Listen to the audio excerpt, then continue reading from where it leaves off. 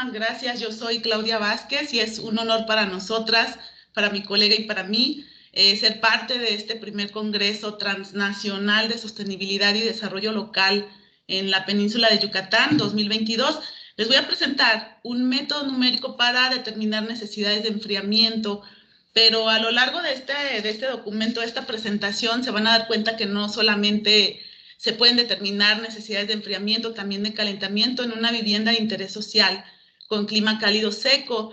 Básicamente, los resultados de este estudio nos permitieron conocer o determinar el comportamiento térmico en esta localidad y en esta tipología de vivienda, precisamente con un sistema o con una estrategia de apertura y cierre de ventanas. Para poder conocer este estudio, el contenido fue dividido en 4 partes generales: antecedentes y planteamiento, caso de estudio, métodos y resultados, y finalmente las conclusiones. En esta primera parte, antecedentes y planteamiento, abordaremos un poco acerca de la problemática detectada. Como bien conocemos, en nuestro país existen diferencias climáticas y donde los cálidos secos y secos extremos se concentran en el norte de nuestro país. Evidentemente, los cálidos también se presentan en otras regiones a lo largo de todo nuestro país, pero en este caso queremos abordar la problemática desde el norte con los secos y los secos extremos. Estas condiciones climáticas generan evidentemente temperaturas máximas promedio por encima de los 30 grados. Bueno, aquí podemos observar en esta lámina que no solamente en el norte de nuestro país se generan este tipo de temperaturas máximas promedio, sino que a lo largo de todo nuestro país se generan y, bueno, con esta problemática detectada, pues evidentemente los sistemas de aire acondicionado, esos sistemas activos de aire acondicionado, de ventiladores, pues ocupan un segundo lugar en el consumo energético convencional en todo nuestro país. Por otro lado, es común encontrar diseño de viviendas similares en condiciones climáticas contrastantes, lo que se traduce o lo que genera un mal funcionamiento, un funcionamiento inadecuado, que se refiere a la falta de confort y a un alto consumo energético. Si la demanda energética prevalece como hasta ahora ha prevalecido, pues entonces veremos un incremento de uso de sistemas activos como aire acondicionado o ventiladores incrementarse en un 70% en los próximos 30 años. Con esta problemática que hemos detectado, pues evidentemente nuestro enfoque fue realizar una estrategia de ventilación o de control de la ventilación de manera manual con este algoritmo de selección para precisamente enfocarlo en viviendas o en usuarios que difícilmente pueden invertir en su propio confort y pues que evidentemente generen un ahorro energético o una disminución en el consumo energético. Es por esto que nuestro caso de estudio está localizado en un clima cálido seco al norte del país, específicamente en Valle de Las Palmas, con un modelo de vivienda que se utiliza en gran parte del país, como lo pueden ver en esta lámina. Este modelo de vivienda cuenta con un sistema constructivo en muros de bloc hueco y en losa de concreto armado, con las medidas mínimas reglamentarias que se utilizan generalmente a lo largo de todo nuestro país. Los métodos o el método determinado para poder abarcar o para poder abordar esta problemática consistió en 4 pasos generales. Evidentemente hubo un proceso de monitoreo y un proceso de simulación que consideraron las condiciones del entorno, las condiciones climáticas y las propiedades térmicas de los materiales. Esta simulación y este monitoreo se realizaron con base horario durante todo el año para poder obtener con 2 estrategias, una de ventanas cerradas y otra de ventanas abiertas, la temperatura operativa, y a partir de los resultados que se obtuvieron de esas 2 estrategias o de esos 2 escenarios, se determinó un algoritmo de selección para poder finalmente conocer cuantitativamente las necesidades de enfriamiento. Vuelvo a repetir, no solamente conocimos las necesidades de enfriamiento, como lo van a ver en unos momentos, se utilizó un modelo de confort adaptativo que es considerado para satisfacer al 90% de los usuarios. Ahorita, hoy mismo en la mañana, estábamos viendo una presentación, una conferencia magistral donde nos hablaron de los modelos de confort, tanto del estático como del adaptativo. Ahí voy a hacer referencia a eso porque en este caso utilizamos un modelo de confort adaptativo para satisfacer al 90%, pero sabemos también que existe un rango de satisfacción del 80%, que es un poquito más amplio. En este caso utilizamos el de 90% de satisfacción de los usuarios. En estas mediciones o este modelo de confort, como podemos ver en esta lámina, se utilizó la temperatura media de la localidad de las normales climatológicas medidas por 30 años para poder ver estos datos que ustedes están observando, donde vemos para julio, agosto y septiembre que pertenece dentro o que se encuentra dentro de este rango de confort determinado y que por debajo del rango de confort o de la temperatura de confort inferior se encuentran las necesidades de calentamiento y por encima de esta temperatura de confort se encuentran las necesidades o se ubicarían las necesidades de enfriamiento. Entonces, la estrategia de ventilación consistió, como ya comenté, en utilizar dos escenarios, uno con ventanas abiertas y el otro con ventanas cerradas. Ustedes pueden observar esquemáticamente, porque esto no es parte de los resultados, es para fines ilustrativos y explicar esta estrategia de ventilación. En azul, las ventanas abiertas y en rojo punteado, las ventanas cerradas. Esta estrategia se analizó por hora durante todo el año, es decir, que yo a determinada hora vi cómo se comportaba la temperatura o el desempeño térmico con ventanas abiertas y cómo se comportaba con ventanas cerradas, y de acuerdo al rango de confort, si permanecía dentro, pues era se le daba un valor de 0, pero si se salía o si quedaba por debajo, entonces se representaba una necesidad de enfriamiento o una necesidad de calentamiento. Esto lo voy a explicar un poquito más en esta tablita, porque el algoritmo de selección consistió específicamente en conocer los posibles casos que se podían presentar con con estas dos estrategias, en determinar cuáles eran los posibles casos, considerando evidentemente el rango de confort,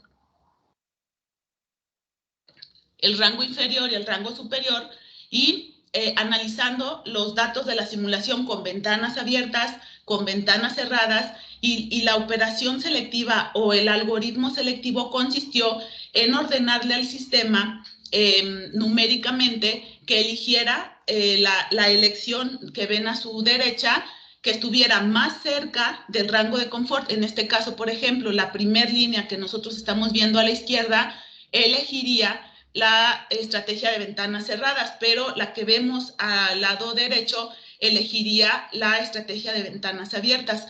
Así se determinó el algoritmo de selección. No pongo un ejemplo del algoritmo de selección o de este funcionamiento, porque en verdad es para darle esas funciones al sistema numéricamente, pues sí es una frase o una serie de números muy larga. Básicamente en esto consistió. Entonces, el escenario de simulación o el proceso de simulación básicamente se refería a el escenario A, ventanas abiertas, y el escenario B, ventanas cerradas, para partir de estas dos simulaciones y determinar un algoritmo selectivo, y a partir de esta cuantificación se pudieron conocer tanto las necesidades de confort, de enfriamiento, de calentamiento con base horario, y yo ya podía, o ahí ya pudimos discriminar si lo queríamos por temporada, por día, o por mes, o por año, y a partir de estos datos también se pueden obtener los kilowatts hora, pues igualmente dividido en temporadas, en día o en alguna medida de tiempo que nosotros determinemos. Con estos datos se generaron discusiones y finalmente realizamos las conclusiones. Evidentemente, hubo un proceso de monitoreo con su previa calibración de los dispositivos de medición para poder validar los datos observados contra los datos proyectados por este par de modelos. En ambos casos los resultados fueron favorables. Y parte de los resultados que obtuvimos con esta estrategia y con este algoritmo de selección, bueno, estamos viendo en esta pantalla los resultados para el 26 de mayo en este cálido seco, donde observamos que evidentemente hay un periodo que se encuentra dentro del rango de confort. Aquí estamos viendo solamente un día, por eso el rango de confort se ve como si fueran líneas continuas, pero no se trata de un modelo de confort estático. Lo que pasa es que por día va variando ese modelo de confort y pues si presentamos todo el año, entonces se ven todas las variaciones. En este caso estamos viendo el 26 de mayo y donde vemos o donde podemos observar que de las 7 a las 9 de la mañana se presentan necesidades de calentamiento para entrar a una zona de confort y salir y presentar necesidades de enfriamiento que alcanzan los 2 grados a las 5 o 6 de la tarde. En punteado, ustedes están viendo el rango de confort inferior y superior, así como las dos estrategias, ventanas abiertas, ventanas cerradas y el algoritmo de selección. Otro día, para poder evidenciar el funcionamiento de este algoritmo de selección, otro día determinado fue el 7 de octubre para el mismo cálido seco en el norte de nuestro país. En este caso, en este día, estamos observando que se incrementaron las horas de necesidades de calentamiento o de tareas de calentamiento y la permanencia en el rango de confort va variando y finalmente vemos o podemos observar también que de las 4 a las 6 de la tarde se presentan necesidades de enfriamiento que van disminuyendo precisamente por la cercanía con la temporada de invierno. Se hizo también un análisis en un cálido subhúmedo en el centro del país para el mismo 7 de octubre para poder determinar esa diferenciación si cambiamos las condiciones climáticas entre una localidad y otra. En este caso podemos observar que se presentan necesidades de enfriamiento que alcanzan los 4 grados a las 6 de la tarde y que permanece en el rango de confort durante pues prácticamente toda la mañana. Bueno, ya finalmente como parte de las conclusiones, realizamos o determinamos un algoritmo de selección para controlar la ventilación natural precisamente o enfocada a personas que no pueden invertir en su propio confort, y este algoritmo de selección nos permitió cuantificar también necesidades o tareas de enfriamiento, calentamiento y confort que se pueden determinar por año, por temporada, por día, como lo determinemos. Y con esta base o con estos datos se puede cuantificar también los kilowatts hora. Este algoritmo puede servirnos también para poder determinar horarios por temporada en otros climas, en otras localidades. Y es muy importante mencionar que el control de la ventilación es una estrategia pasiva que va dirigida a este tipo de viviendas de interés social, que claro que se pueden utilizar en cualquier tipo de vivienda, pero es importante saber que el propio algoritmo de selección se puede fortalecer con otras estrategias pasivas como el nivel de infiltración o como el aislamiento que ahora en nuestro país por organismos como de venta de viviendas para los trabajadores como el Infonavit o el Foviste, etcétera, ya es obligatorio este aislamiento de acuerdo a las condiciones térmicas de cada localidad. Tiene un par de años que es obligatoria esta medida de aislamiento en azoteas, y para climas cálidos también se debe realizar este aislamiento en el muro de mayor asoleamiento. Entonces, la suma de estas estrategias son las que nos pueden permitir unos ahorros energéticos mayores, y pues esta estrategia va dirigida a utilizarse en conjunto con otras medidas que no sean tan costosas para que los usuarios puedan utilizarlas y puedan mejorar las condiciones térmicas de su localidad. Ay, perdón por ese ruido. Estas son algunas de las referencias que utilizamos para la realización de este documento. Pues les agradecemos mucho su atención, quedamos atentas a sus dudas, ponemos a su disposición nuestros correos institucionales y pues muchas gracias. Muchas gracias, Claudia. La verdad, un tema muy interesante. Ya tenemos aquí una pregunta. ¿Cuáles son los problemas legislativos para implementar diseños pasivos en los lugares históricos centrales de México? Por ejemplo, ¿usar un pavimento verde en esos lugares puede reducir el índice de calor ahí? Pero le está preguntando para lugares históricos, ¿no? O sea, para ciudades que están determinadas como patrimonio. Yo creo que sí hay una base normativa que limita el uso de estrategias pasivas. De hecho, actualmente estamos trabajando en el monitoreo de una de las calles en una ciudad patrimonio de la humanidad, que va a ser como la base para poder hacer para poder determinar algunas estrategias pasivas, pero es muy diferente el utilizar este tipo de estrategias en espacios cerrados o viviendas que en espacios públicos y sobre todo en ciudades patrimonio. Ahí sí se someten a la autorización de organismos gubernamentales que protegen este tipo de ciudades. Entonces, sí, en lo que nos enfocamos nosotras en estos momentos fue en determinar estas estrategias para vivienda porque quisimos como hacer énfasis en el uso de sistemas pasivos que no le generen mayor gasto a los usuarios, que puedan sumar a la estrategia que ya es obligatoria de la utilización de aislamiento en azoteas. No sé si allá tengan ese tema tan presente, pero en toda la República ya es obligatorio. Entonces, está dirigido a ese tipo de productos para que puedan incrementar su permanencia en el rango de confort. En el caso de ciudades patrimonio, sí son casos muy especiales que requieren una metodología súper específica y también requieren de una aprobación de otros organismos que no necesariamente son de investigadores. Ok. Bueno, tenemos la segunda pregunta. Es, ¿una casa con estrategias de energía pasiva tiene menor huella de carbono y energía? ¿Sabe si el gobierno de algún país otorga algún beneficio a los propietarios de viviendas con componentes pasivos? Si es así, entonces, México también podría adaptar dicho sistema porque desarrollar una casa pasiva es un beneficio para el país. De hecho, estamos en ese proceso como país.